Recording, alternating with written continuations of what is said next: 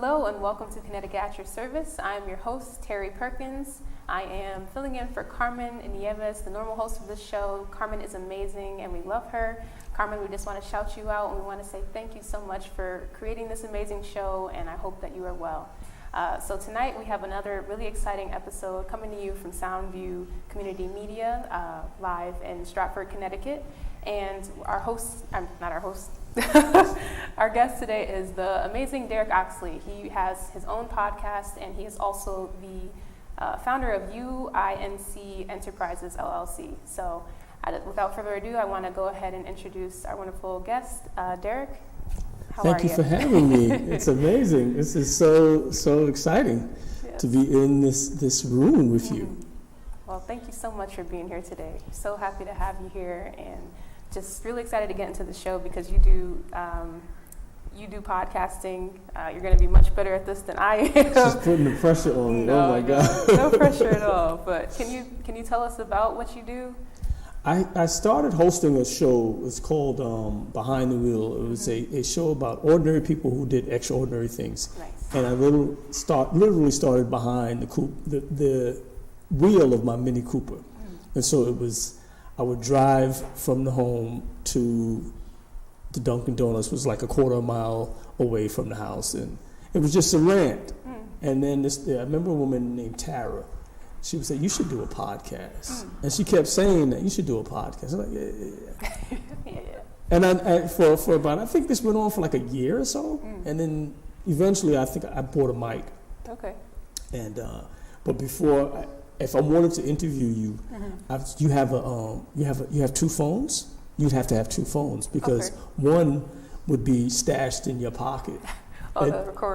To record, and then the second one you would have placed in front of you and just record you. And then afterwards, I would sync them together. Nice. Yeah, so you're the expert. No. I've been paying attention, but no.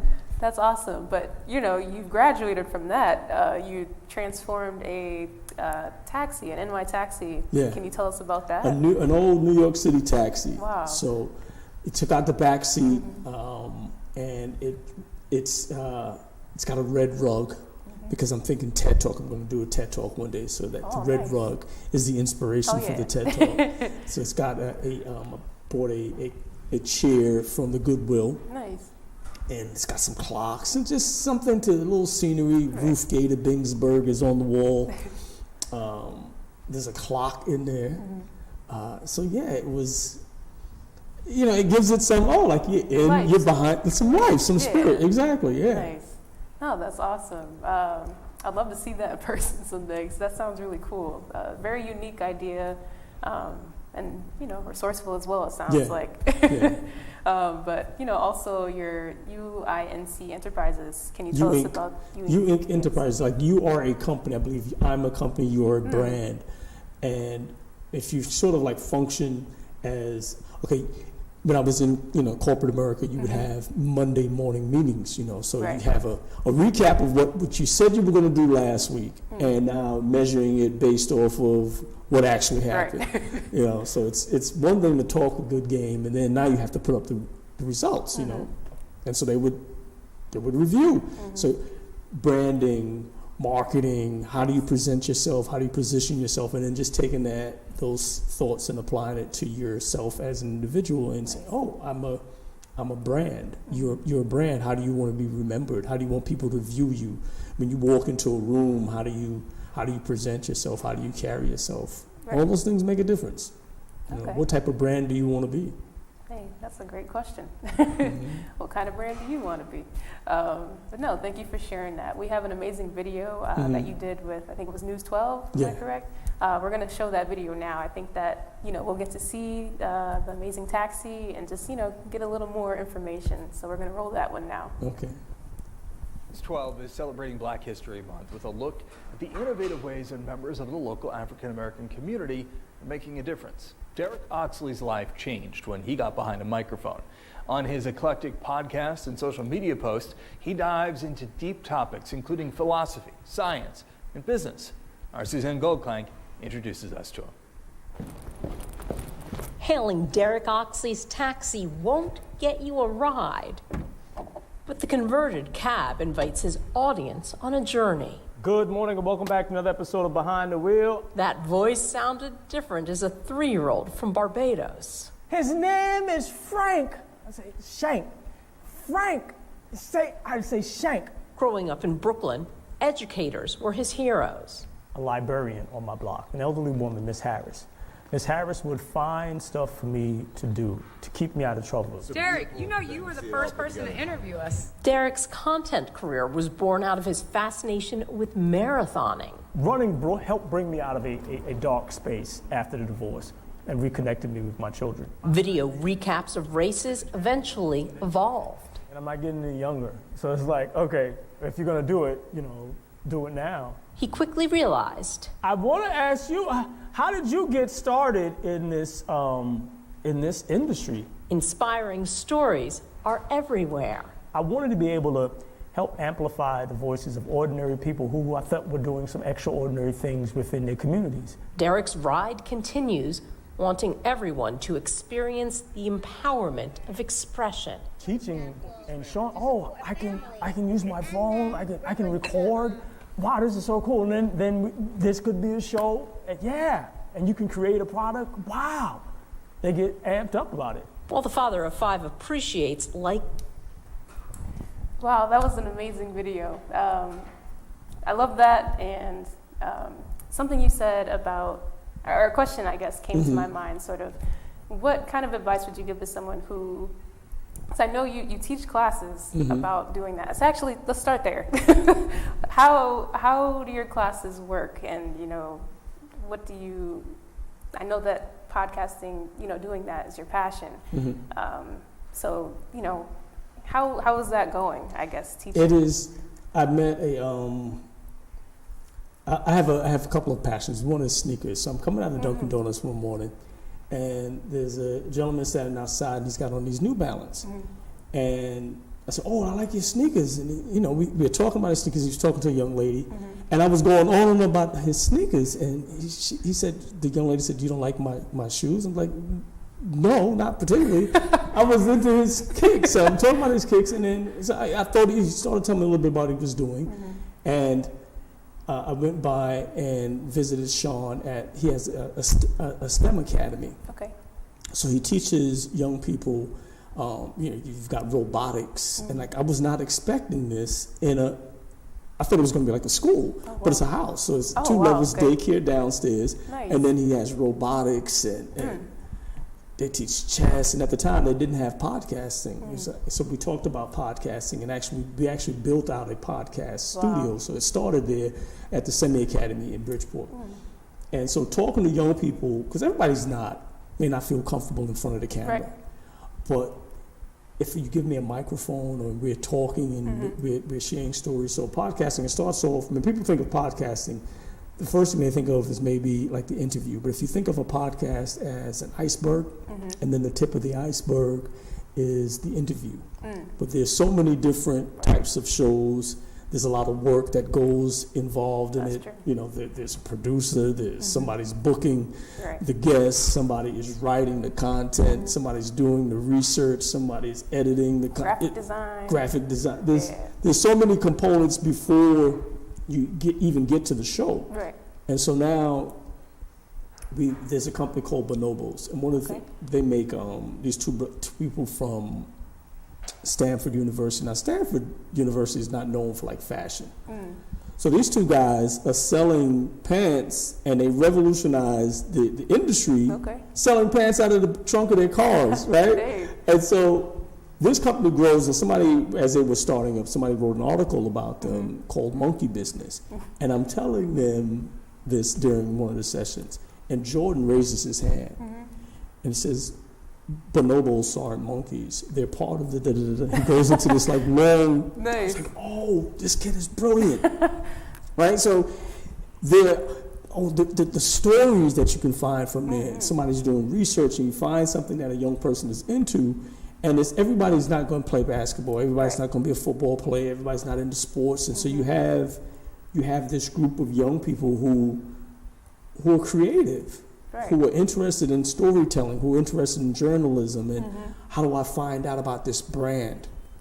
Yeah, so it's my passion. Nice. One of them. Yeah. No, I think that's great. I think a lot of times young people need something. I don't know. You kind of have to like appeal to them in some way. You know, find out what their interests are, and then they'll really open up to certain things. So I think that's awesome. You know, you got a fun fact, and he got to share. You know, some of his knowledge about that. It's not a monkey. But no, that's cool. I wanted to also talk about how you do a free library, or you set that up. We have a video on that, so I want to show that as well before we get into that. Okay. So we'll go there now. There's a new place in Bridgeport to pick up a book about business or philosophy. But it's not a store or even indoors. News 12 Connecticut, Suzanne Goldklang reports. It's going to be going right here. Derek Oxley has a vision The library will go on top. for his neighborhood's next chapter, It's sturdy. It's not going to go anywhere. I'm not going to kick it. I might hurt myself. starting with a simple structure A number of them going up throughout Bridgeport. where books can live. There are little free libraries all over the world on every continent except Antarctica, but that doesn't mean they're not revolutionary here. Oh, I can borrow this. No, you can borrow it. You can keep it. You know, you can replenish it. Sorry, kids, no fairy tales here. Cognitive surplus. You got extreme ownership, Simply volumes solving problems, thinking design. of big ideas. I picked these books because, like I said, entrepreneurship, management, leadership. That could open doors. And I know the difference that a book has made in my life, you know, and it can change your life. Who will these weighty words attract? It looked interesting to me. Hungry minds This is $1 because at the Goodwill, and that's a worthwhile investment. are easy to find. I want to learn everything I can in my life. In Bridgeport, Suzanne Goldklang, News 12, Connecticut. And a very worthwhile adventure. Well, Oxley has been getting some help with the project. A local law firm helped out with the building, and an author donated 100 copies of her book. I love it.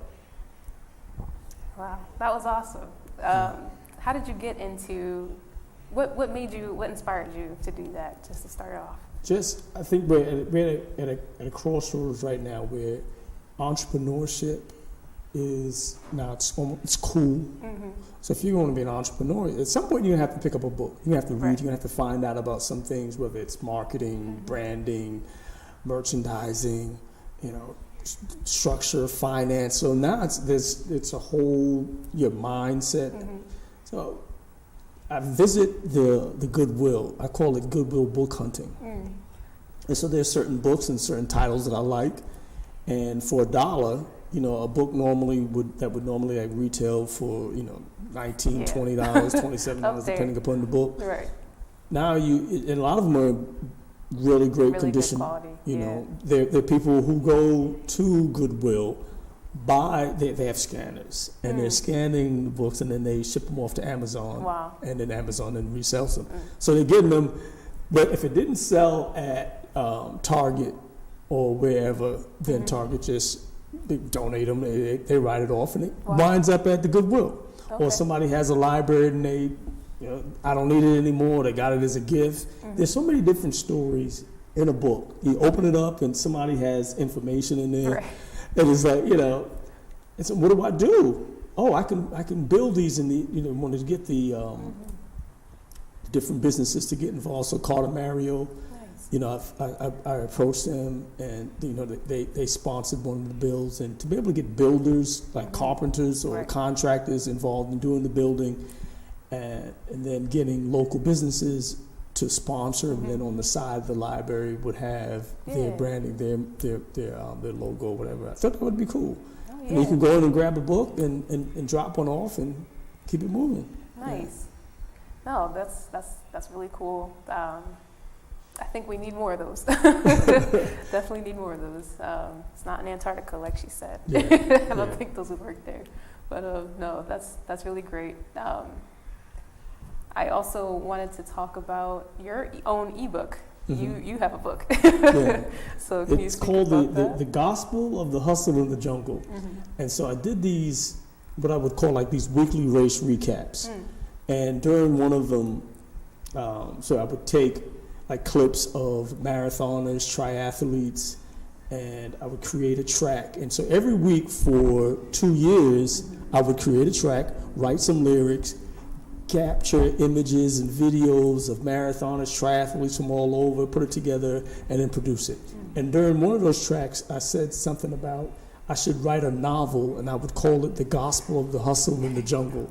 And so you think of going through, starting and growing up in Brooklyn during the middle of the crack epidemic, and so you think of the transition, and a lot of people struggle with making the transition, whether it's from the block and how do I now enter the workforce and how do I carry myself. And some people are like, well, you got to keep it real.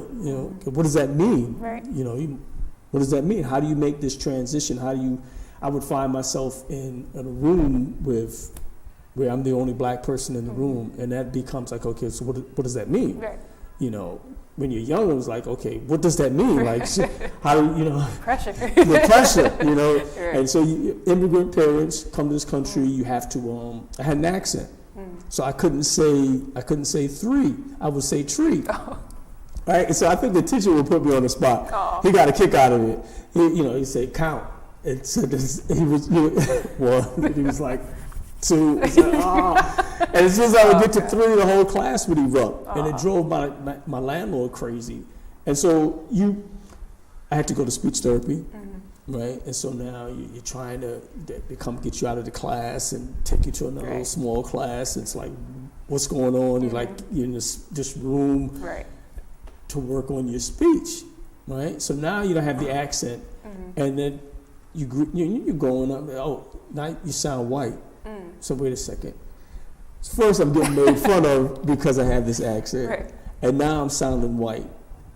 And your voice it's a tool, right? So you have inflection. Some people just talk in one monotone, and this is how we do it. And that gets boring after a while. So your voice. I realized, like, if my friends were playing outside, and a neighbor would come by, Miss Harris.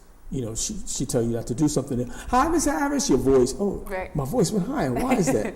If I'm talking to my parents, then it's you revert back to the Bayesian dialect, right? So now it's there's this flow, and then you realize now you're in corporate America, and now you're code switching. Code switching. So what does that mean? So if you just have, this is just the way I do it, this is how I talk, this is how so now you're in different settings. How do you conduct yourself, right? And so you got to be able to move in different rooms. And some people say, well, this is just what I do, this is just who I am. Okay, well, it's called acting for a reason. So I didn't know like Idris Elba was from England. Right? So I just remember him from The Wire. Okay. String a bell. I'm like, okay, so and then I was like, wait a second. He's an actor. Right? So he's acting. So good one. Which becomes the reverse. So it would be funny, Hollywood, they would have a movie and they would hire fake Jamaican accents. They're like, y'all couldn't go to Flatbush and find somebody with a real accent instead of just making, just get somebody with a bad accent. It's like, that's not authentic. Terrible. Yeah, so it becomes, that was the genesis of the whole project. So the book is to be able to help people make the transition from the block to the boardroom. And if you're going through a transition, whether it's you're at a crossroads in your life, and how do I now navigate? Some people have a fixed mindset. This is where I'm at. I can't do anything else. I can't. And some people have a growth mindset. They figure, I'm open to learn. I like a challenge. And so the thing with podcasting is it's challenging, right? Some people feel as though I'm starting new and I got to get accustomed to listen to myself talk. That becomes like a struggle. And some of the struggles that adults have is the same struggles that kids have. Right. And so how do you, if I can get a young person over that, like, that's just my voice. Oh, I can work at this. This is a tool. It's like anything else. I can get better at it. If I put some effort into it, it will improve over time. Yeah. And if I find out what I'm interested in, I'm okay with how I sound, I'm okay with how I look, then you're going to be that much further ahead. Right. You know? It's crazy how big of a stumbling block those things are. And there's, they're so, seemingly they're really small, but they can really hinder people from trying new things, or there's so much to it. You spoke on so many things just now, and it's like, if we had more time, I'll be dissecting all of them, like the code switching, just all of that. Code switching especially, I just think that's really cool that you talk on that, because I think that's a lesson a lot of people need to learn, the one from your book. And it's a tough one. When you go into certain areas, do you keep it real, so to speak, or do you, change? Are those only two options? Is there more to it? What's going to get you to where you want to be? So I don't know. I think I definitely love, and this is just speaking for myself, I love being in Black spaces of people who are, just all different kinds of Black spaces, just because there's a lot less of that code switching, but there's still such a diverse range of people. Yeah. So I think that's really awesome, but really cool that you speak on that in your book. We were getting to a lot more. You spoke about so much, but no, I think that's great. Another thing I wanted to ask you: you do so much for the community. You're very community based. What do you think, or can you speak on anything that really created this desire in you to serve your community in so many different ways? When I started community, Miss Harris was very influential. She was a former librarian. Would always go around. You think of projects. So they had abandoned buildings before gentrification in Brooklyn. She would see a lot, and it's one thing that people walk by this lot. Miss Harris is like, this could be a garden. Let's turn it into a garden. Let's do something. So seeing that, and I'm still in high school. I go to, I graduated from high school. I dropped out of high school and went to work at the Board of Ed. Another story. Don't have time for that. So I'm working at Boys and Girls High School, and I get a job there. And I didn't know the principal. There was a different principal then from when I was going there, Mr. Frank Mickens. Frank Mickens was my modern-day Joe Clark. Okay. So he transformed the school. I remember what the school was like. I would hang outside, get high, and then come inside. But he transformed the school so you can see what's possible, right? So I spent 4 years with him, and he would, if you have a rule, Derek, you got to enforce it. Don't put up a rule and then not follow it. So there would be these little nuggets that he would share with me. And I didn't know what I was getting into at first. Mick they called him Mick, and he's had a fascination with Mickey Mouse. Okay. He's a big, dominant personality. So this Mickey Mouse thing was just kind of like, this is a softer side, right? So Mick would, he asked me one day, could I work late? I remember the first time he asked, and I was like, thinking about what Miss Harris would tell me. She make sure you speak for yourself. You make sure people pay you what you're worth. Yeah. And so he asked, "Can I stay late?" And the first question on my mind was, "Is this going to be overtime?" And Mr. Jackson went into his, "You don't even know who you're working with," and he did this. He's running down his resume. And after he finished all that, my question was, "So, is it time and a half or what?" He was like, these kids. But seeing that example, it makes a difference. Right. Like I can ignore it and act as though, okay, what do I want to do? What am I really passionate about? Or I can act like, somebody else's problem. I'm just going to get mine and keep it moving, and then you'll just continue to have more of that. Right. So you can be part of the problem or part of the solution. That's right.